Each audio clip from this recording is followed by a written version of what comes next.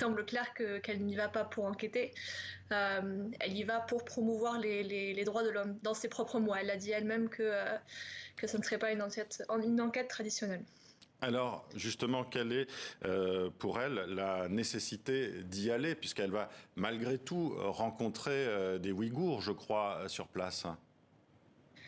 Oui, il semblerait, enfin, elle a dit qu'elle aurait accès à des personnes ouïghours pour faire des entretiens, mais la question se pose de si ça va être des figurants, s'ils vont être choisis par avance par les autorités chinoises et si les entretiens vont être faits de manière en sécurité pour les personnes concernées et sans représailles derrière. Comment Michelle Bachelet a-t-elle convaincu la Chine de cette visite? C'est la première fois, je crois, depuis 2005, qu'un chef des Nations Unies pour les droits de l'homme vient en visite en Chine. Oui, donc c'est le fruit de longues négociations à travers les derniers mois à porte fermée. Donc on n'est pas exactement sûr de ce qui a été dit de chaque côté et ce qui a été promis et le compromis auquel ils sont arrivés.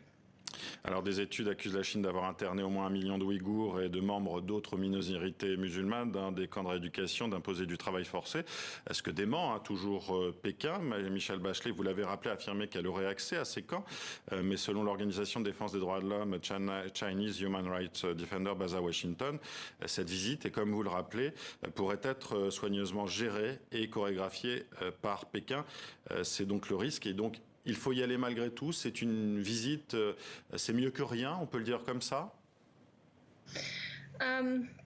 On pourrait le dire comme ça. Je pense que ça aurait pu être beaucoup mieux préparé. Elle aurait pu, par exemple, faire publier le rapport sur la situation ouïghour qu'on attend depuis des mois, le rapport onusien qui nous a été promis. Et elle aurait pu aussi rencontrer des rescapés, des camps. Il y a eu une manifestation qui a été organisée à Genève le mois dernier, justement, pour lui demander au moins ça avant de partir, mais ça n'a pas été fait. Donc, nous avons des sérieuses craintes quant aux conséquences en fait, de cette visite. Ça ne va pas être juste de cautionner en fait les actions de Pékin. Et pour quelle raison elle ne les a pas rencontrés? Vous le savez justement, pour ne pas hérisser Pékin?